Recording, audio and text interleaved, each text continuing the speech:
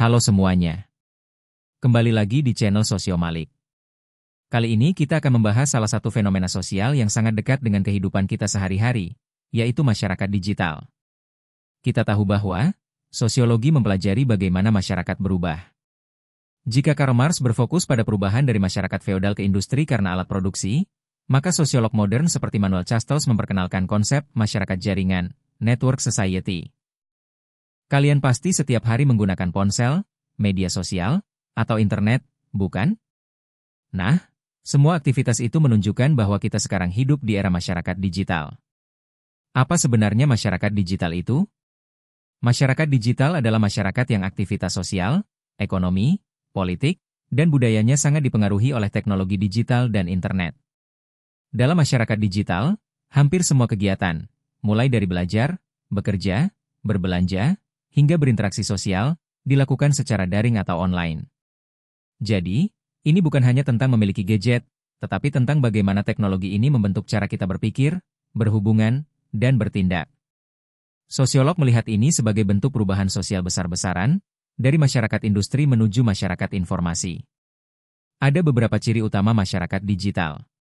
Pertama, pemanfaatan teknologi informasi dalam hampir semua aspek kehidupan. Kedua, kebutuhan akan akses informasi yang sangat cepat dan luas. Ketiga, komunikasi tanpa batas ruang dan waktu. Keempat, munculnya budaya baru di ruang digital, seperti media sosial, influencer, dan konten kreator. Sehingga muncul peningkatan kebutuhan akan tenaga kerja di bidang komunikasi dan informasi. Dan kelima, terjadinya pergeseran nilai dan perilaku sosial. Misalnya, cara berinteraksi yang kini lebih banyak lewat layar. Seperti yang sudah dijelaskan bahwa, masyarakat digital adalah masyarakat yang kehidupan sosial, ekonomi, politik, dan budayanya terintegrasi dengan teknologi digital. Berikut ini karakteristik utamanya. Pertama yaitu keterhubungan global, connected society. Masyarakat digital terhubung melalui jaringan internet, yang tidak mengenal batas ruang dan waktu. Komunikasi bisa terjadi melintasi batas geografis, baik antar daerah, bahkan antar negara, secara real-time. Contoh, video call, konferensi online, dan media sosial. Yang kedua, informasi sebagai komoditas utama. Sebelumnya, yang menjadi komoditas adalah barang hasil produksi. Di era digital, data pribadi, tren, dan informasi menjadi sangat berharga. Siapa yang mampu menguasai data, akan jadi kekuatan besar dalam industri digital. Sehingga, perusahaan seperti Google, Meta, dan TikTok memiliki kekuatan besar karena menguasai data. Ketiga, kecepatan dan akselerasi. Hal ini terjadi ketika perubahan sosial, penyebaran informasi, dan tren terjadi dalam waktu yang sangat cepat, viralitas. Keempat, budaya partisipasi.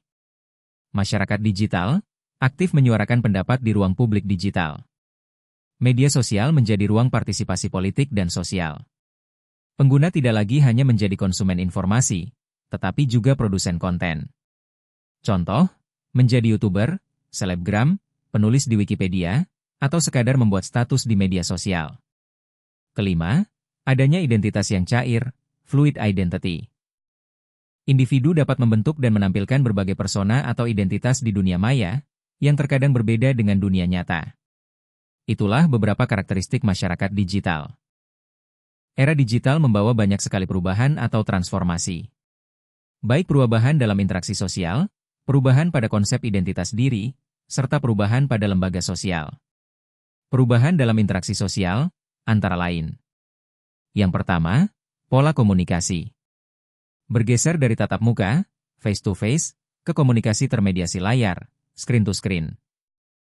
Komunikasi tidak lagi bergantung pada tatap muka, melainkan bisa terjadi melalui layar.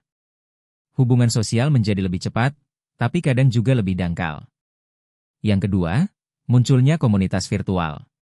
Terbentuknya kelompok sosial berdasarkan minat atau hobi yang sama, tanpa terikat lokasi fisik, misalnya, grup Facebook penggemar K-pop, komunitas game online. Yang ketiga, parasosial. Hubungan satu arah yang dirasakan oleh audiens terhadap tokoh publik atau influencer di media sosial. Kita merasa kenal dengan mereka, padahal interaksinya tidak timbal balik.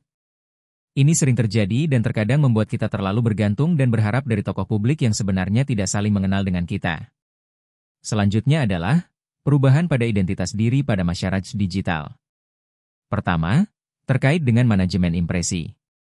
Individu secara sadar menata citra dirinya di media sosial dalam hal ini. Konsep Irving Goffman tentang dramaturgi menjadi sangat relevan. Apa yang diunggah adalah panggung depan kita.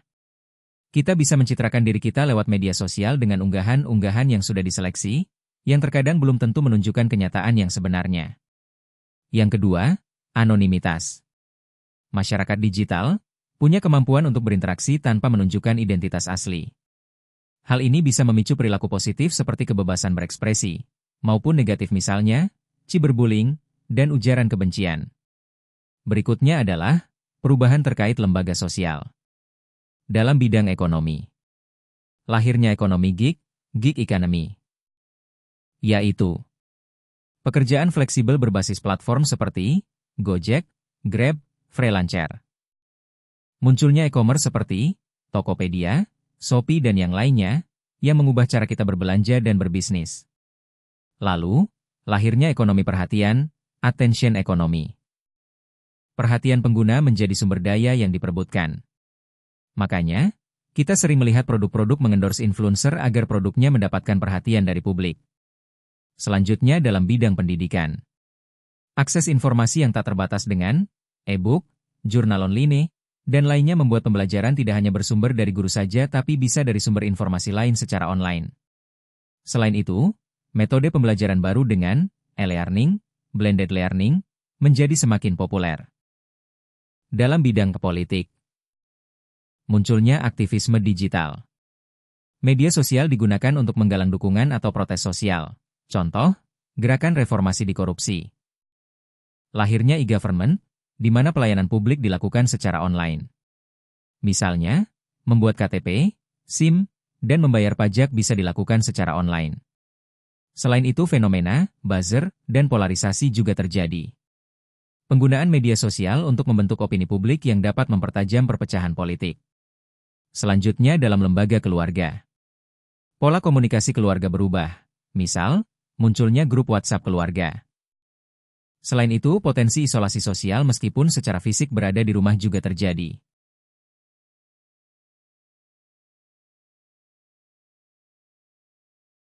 Berikutnya, kita coba lihat masalah dan isu kritis yang terjadi di era digital.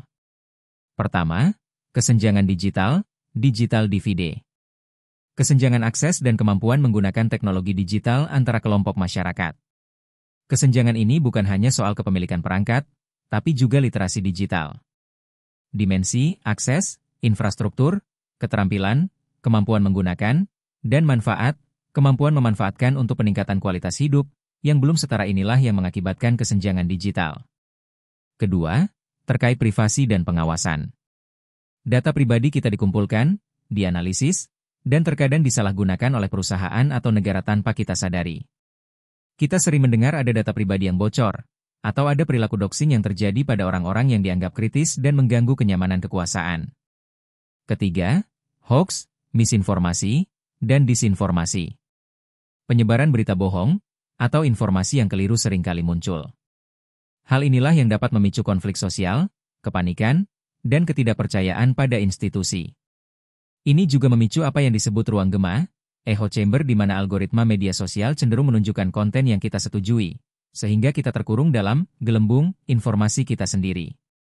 Berikutnya isu kesehatan mental. Tekanan untuk selalu tampil sempurna, perbandingan sosial, dan cyberbullying yang terjadi di dunia digital, lewat media sosial misalnya, dapat berdampak buruk pada kesehatan mental, terutama remaja. Terakhir, kecanduan digital. Ketergantungan berlebihan pada gawai dan internet yang mengganggu fungsi sosial dan produktivitas. Oleh karena itu, masalah dan isu kritis yang terjadi di era digital tersebut perlu diperhatikan dan menjadi konsen bersama untuk atasi. Nah, agar bisa hidup dengan baik di era digital, kita harus memiliki literasi digital. Artinya, kita mampu menggunakan teknologi dengan bijak, kritis, dan bertanggung jawab. Beberapa hal penting yang perlu kita jaga. Pertama, berpikir kritis terhadap informasi yang kita terima. Kedua, menghargai privasi dan data pribadi orang lain. Ketiga, menggunakan media sosial untuk hal positif dan produktif. Dan yang terpenting, menjaga etika berkomunikasi di ruang digital. Demikian penjelasan terkait masyarakat digital. Semoga kita bisa lebih kritis dan bijak dalam menjalani kehidupan di era digital ini. Sampai jumpa di pembahasan berikutnya. Tetap semangat belajar, dan jangan lupa berpikir kritis di dunia digital. Terima kasih.